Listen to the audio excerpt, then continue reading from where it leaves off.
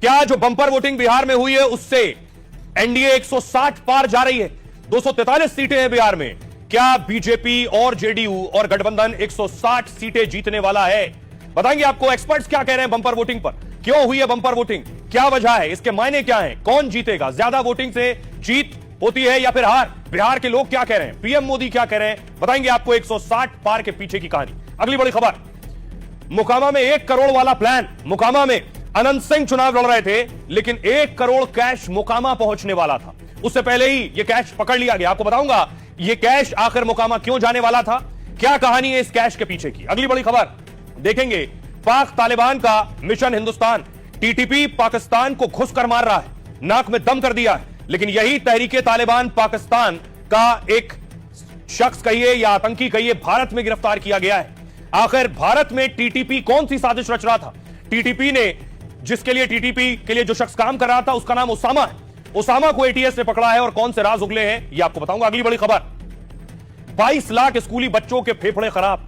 देश की राजधानी दिल्ली में जिस तरह प्रदूषण का स्तर बढ़ रहा है, मामला अदालत तक पहुंच गया और अदालत में बताया गया कि 22 लाख बच्चों के फेफड़े खतरे में हैं। अगली बड़ी खबर, आखिर में बात करेंगे, मस्क की सैलरी 83 लाख करोड़ रुपए। दुनिया में आज तक अब तक इतनी तनख्वाह किसी को नहीं मिली जितना इलॉन मस्क लेने जा रहे हैं, 83 लाख करोड़ रुपए।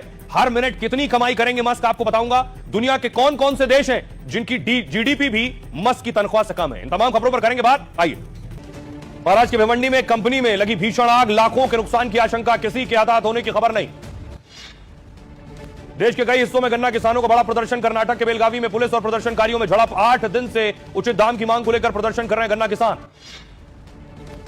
दिल्ली से बागेश्वर बाबा ने शुरू की हिंदू एकता पद यात्रा, 5 करोड़ लोगों से जुड़ने का लक्ष्य। 16 नवंबर को वृंदावन के बांके बिहारी मंदिर में होगा समापन।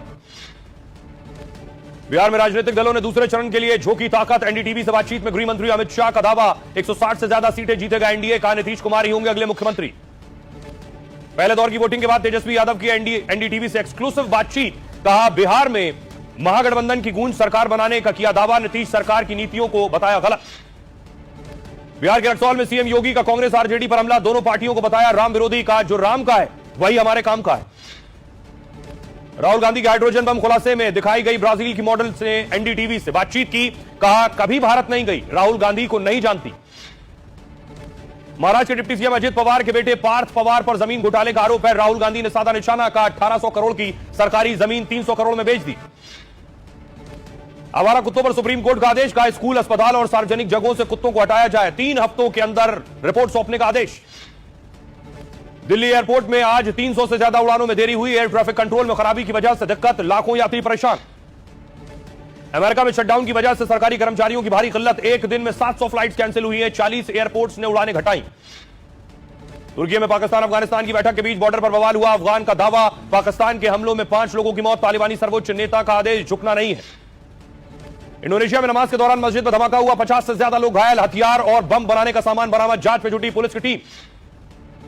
वंदे मातरम के 150 साल पूरे होने पर दिल्ली में प्रधानमंत्री मोदी ने किया कार्यक्रम का उद्घाटन, का राष्ट्रगीत एक ऊर्जा और मंत्र। सपा नेता अबू आजमी बोले मुसलमान नहीं बोलेंगे वंदे मातरम।